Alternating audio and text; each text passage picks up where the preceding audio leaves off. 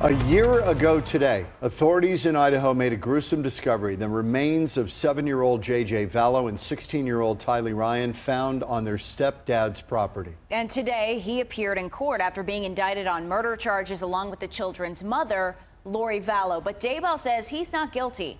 Fox 10's Justin Lum is live tonight with the latest on this bizarre saga that just keeps continuing. Justin.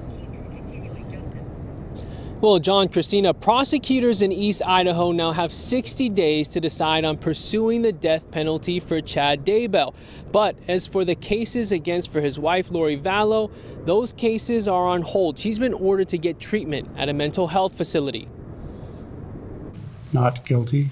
Chad Daybell's plea to all 8 counts against him, including first-degree murder and conspiracy to commit murder in connection to the deaths of J.J. Vallow, Tylee Ryan, and his first wife, Tammy Daybell. How do you have 2 kids in your backyard and you don't know anything about it? He's going to say what he's going to say. He's going to lie about it. From the beginning, they've lied about it. So there's nothing you can do about it. J.J. and Tylee's family members made their presence felt. Daybell and the children's mother, Lori Vallow, are accused of using their religious beliefs to justify these killings.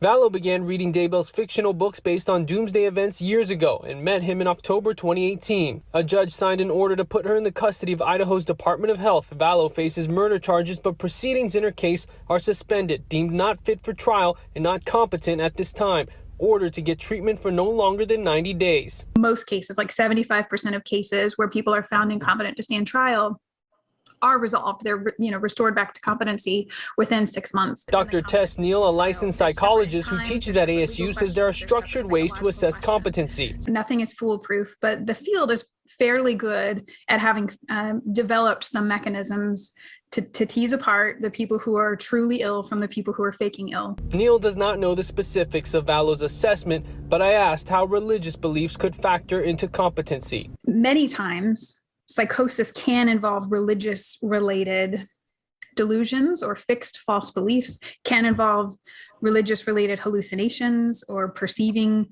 things that aren't there, voices, sounds, smells, and so forth. So as Vallow gets treatment, Daybell will be back in court later this month to schedule his trial. Reporting live, Justin Lum, Fox 10 News.